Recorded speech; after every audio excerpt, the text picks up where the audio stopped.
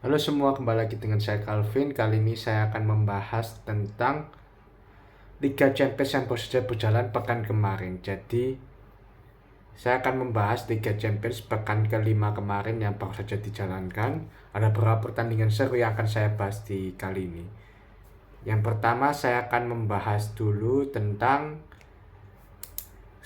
berapa skor yang maksudnya cukup telak lah. Yang berapa tim yang menang dengan skor cukup telak. Salah satunya pertama adalah Atletico Madrid melawan Sparta Praha.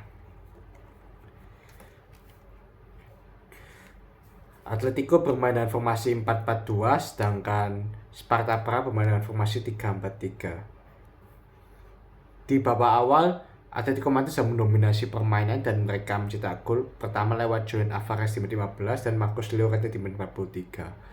Skor di babak pertama 2-0, kemudian di babak kedua Atletico Madrid cetak gol dan bahkan lebih banyak, yaitu 4 gol. Ya, Julian Alvarez cetak gol lagi di menit 59, kemudian Griezmann cetak gol di menit 70 dan pemain pengganti Angel Correa cetak 2 gol di menit 85 dan 89. Betul, Antoine Griezmann juga pemain pengganti ya, sama si Marcos Llorente enggak. Marcos Llorente ini bukan pemain pengganti.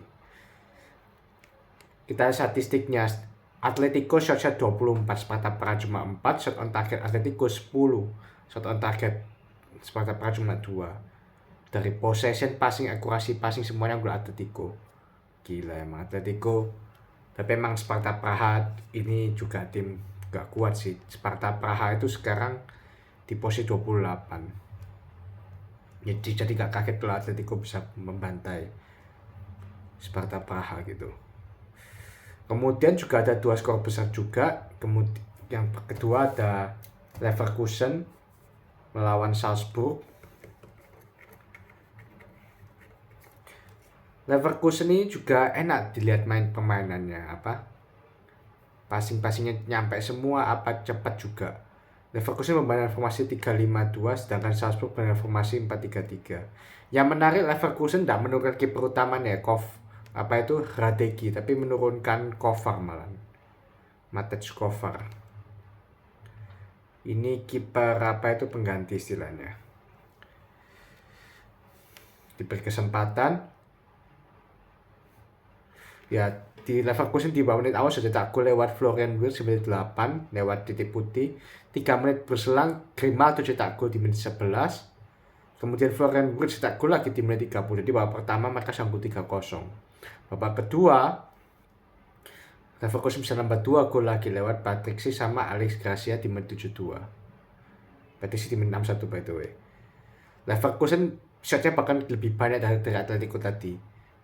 Leverkusen 29 shots, si Salzburg cuma 7. Shots on target 13-2, jadi emang jauh lebih besar Leverkusen. Kemudian secara possession, Leverkusen unggul banyak juga 63%, ya akurasi passingnya banyak juga Leverkusen. Jadi ya Leverkusen emang lagi cukup oke juga di sini. Leverkusen peringkat 6 dan 10 poin, sedangkan berarti Atletico peringkat berapa ya by the way?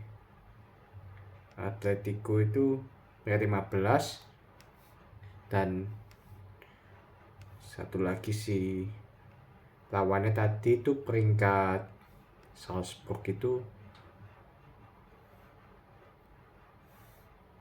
berapa ya Salzburg itu?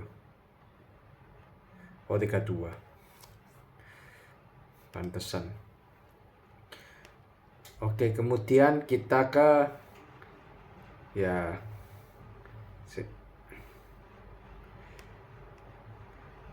nah ini ada satu lagi, yaitu sebenarnya ada banyak sih yang di Champions League ini, banyak yang lebih dari 5 gol. Gila emang, banyak yang skornya telak-telak semua. Main dan semuanya ada gol ya. Gitu. Oke, kemudian bentar ya. Oke, kita lanjut ke laga berikutnya, yaitu Ini cukup seru juga, yaitu Manchester City lawan Feyenoord. Nah, ini City sebelumnya sudah 5 kali kalah beruntun ya. Jadi memang City ini betul-betul butuh kemenangan di laga ini. City ya menurunkan formasi 4-2-3-1, kata-kata pemain terbaik ini.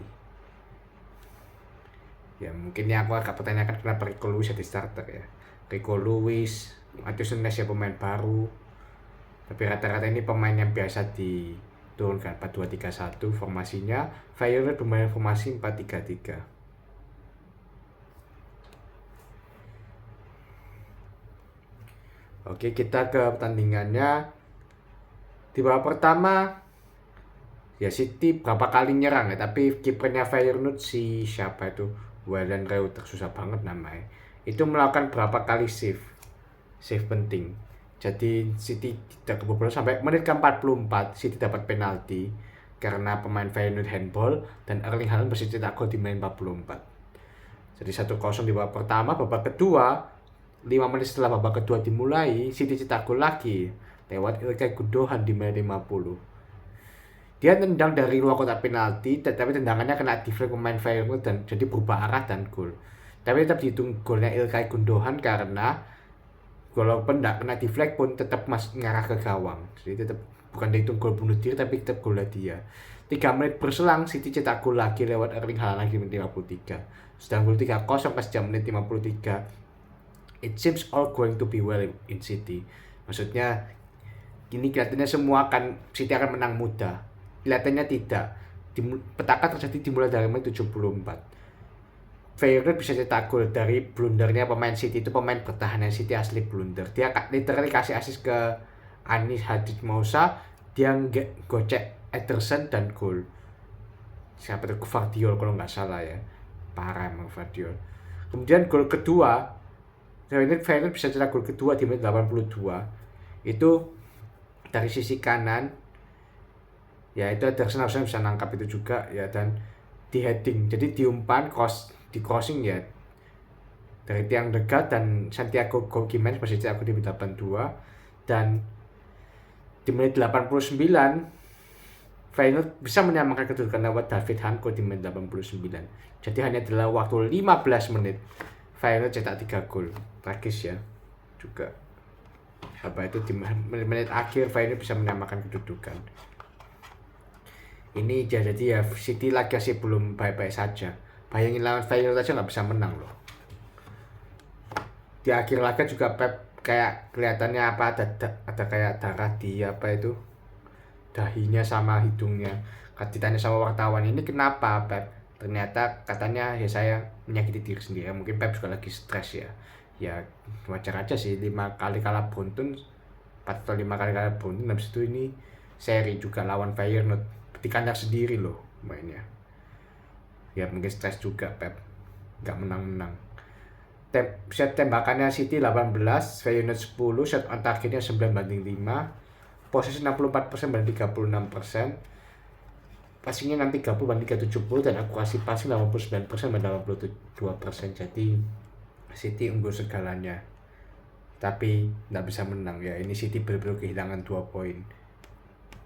Ya aku nggak tahu, mungkin di internet City mungkin mentalnya pemain juga masih kacau ya, gara-gara kalah beruntun itu mungkin mempengaruhi mental pemain mereka gitu.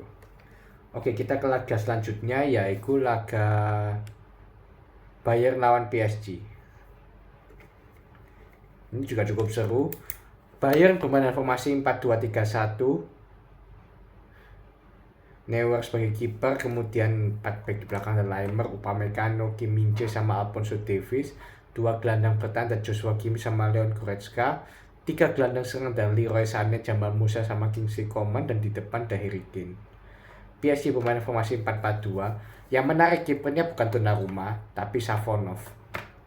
Savonov ini cukup hebat ya, bisa geser Donnarumma. Donnarumma itu selama bertahun-tahun tidak pernah digeser.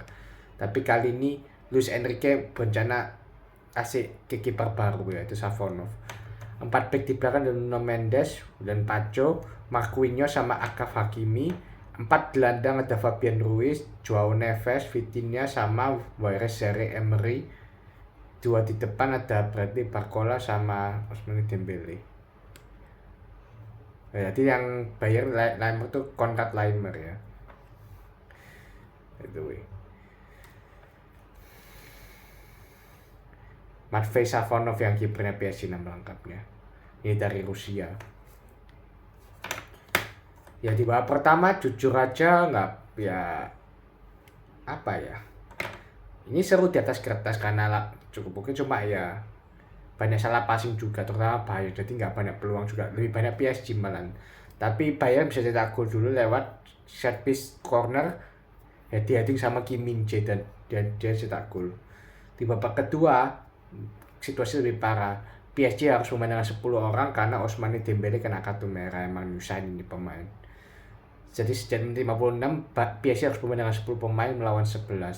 Tapi hebatnya PSG walaupun bermain dengan 10 pemain mereka nggak kebobolan lagi. Walaupun akhirnya harus kalah ya, calculated loss juga lawannya Bayern.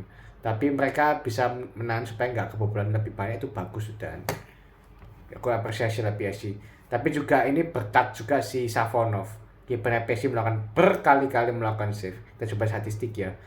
Bayern 18 shots, PSG 11 shots. Shot on target 7-3. 7 Bayern cuma cetak gol 1 ya. Berarti Safonov total melakukan 6 save gila. Oh ya, yang satu momen di pertandingan itu aku hampir lupa ngomong. Itu Manuel Neuer tuh gila ya, emang literal sweeper keeper dia. Jadi dia tuh bahkan sampai jadi back, jadi dia sampai maju sampai tengah lapangan, hampir tengah lapangan itu. Aku saya pikir gila, ini berani banget ini kiper. Soalnya kalau di luar kotak penalti kan kiper gak boleh pakai tangan. Jadi aku mikir cukup berani juga Neuer sampai keluar kotak penalti gitu. Sampai jauh banget keluar kotak penalti.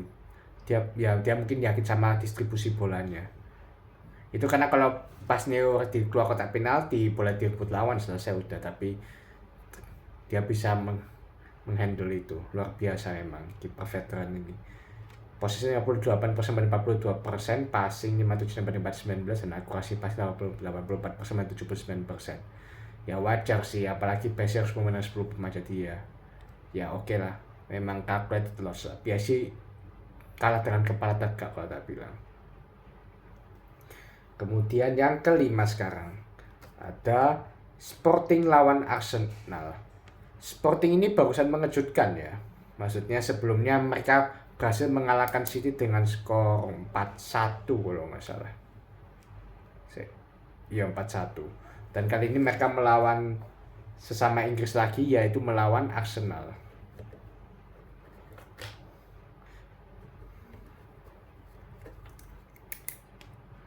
Ya, Sporting bermain formasi 3-4-2-1, ada Gyökeres juga di depan, sedangkan Arsenal menggunakan formasi 4-3-3. Odegaard balik ya sudah dari cedera.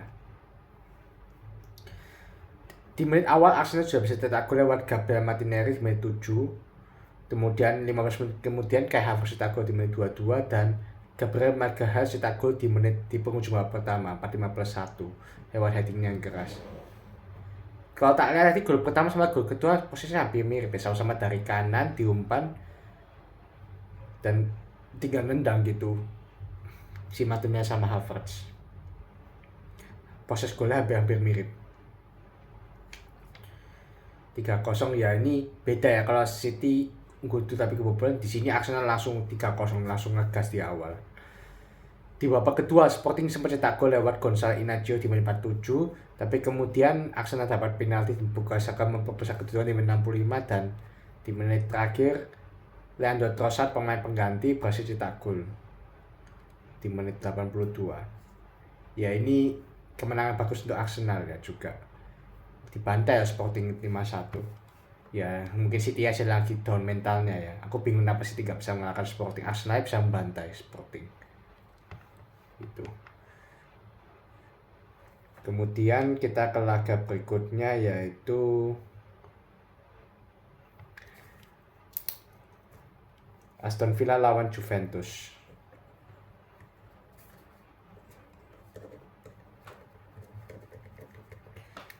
Nah ini cukup seru juga ya, karena Aston Villa juga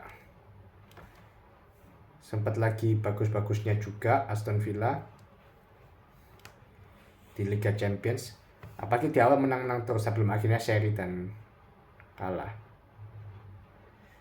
Sebelumnya kalah maksudnya, sorry. Sebelumnya mereka menang terus 3 kali. Aston Villa permainan formasi 4-2-3-1, sedangkan Juventus permainan formasi sama 4-2-3-1 juga. Ini laga ini berjalan alot ya. Juventus beberapa kali dapat peluang tapi gagal. Aston Villa tapi sempat melawan juga tapi gagal juga. Tapi in the end skornya 0-0, nggak ada gol sama sekali. Kita statistiknya. Kalau dari statistik, Aston Villa salah posisinya, tapi mereka hebatnya itu counter. Jadi mereka masih bisa lakukan 11 shot, Juventus cuma 8 shot, antaranya pun lebih banyak 3-2. Jadi mungkin sedikit lebih bagus Aston Villa kalau soal peluang. Aston Villa ya. Oke. Nanti saya bahas klasemen lagi aja di akhir. Ini seri pertama Aston Villa juga by the way. Kemudian terakhir kita membahas Liverpool lawan Real Madrid. Nah ini seru juga. Liverpool lawan Real Madrid.